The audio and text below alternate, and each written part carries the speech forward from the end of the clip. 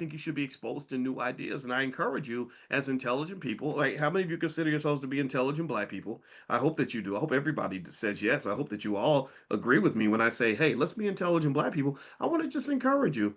Listen to people that disagree with you and try to just understand. You don't have to agree. Just say, okay, let me hear what you got to say about this because this sounds crazy to me, right? Whatever, right? And that'll make you smarter. That'll stretch your brain a little bit, right?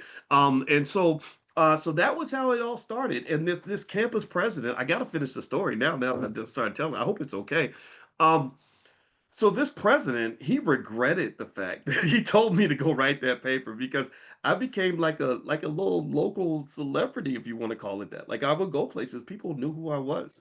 It would either be like, "Oh, you're Boyce Watkins. I know who you are," or it would be like, "Yeah, I know who you are."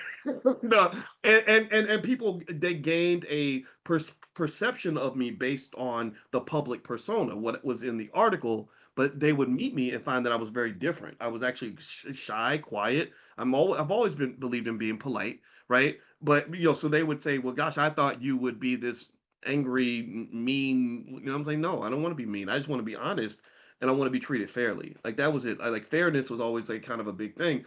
And so then what happens is like, so here's what I got used to, and this again because the Republican guy, he didn't like anything I was saying, right? So he would always put articles from white kids that were basically like bashing me, right? Or he would put their letters. There would be letters to the editor in response to the column that was written on Monday.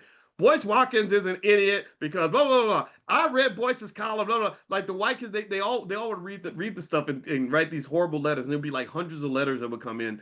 And then there was a black girl who wrote in a letter where she said, "You all don't know what it's like to be on this campus. You've never dealt with racism, so you don't you can't relate to what he's saying because you've never gone through what we go through as black people, right?"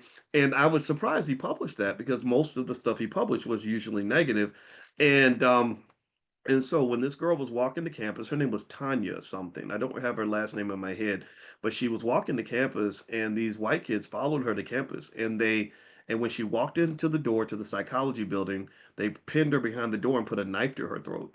And they said, "If you don't like your life on this campus, we can end it for you." Right?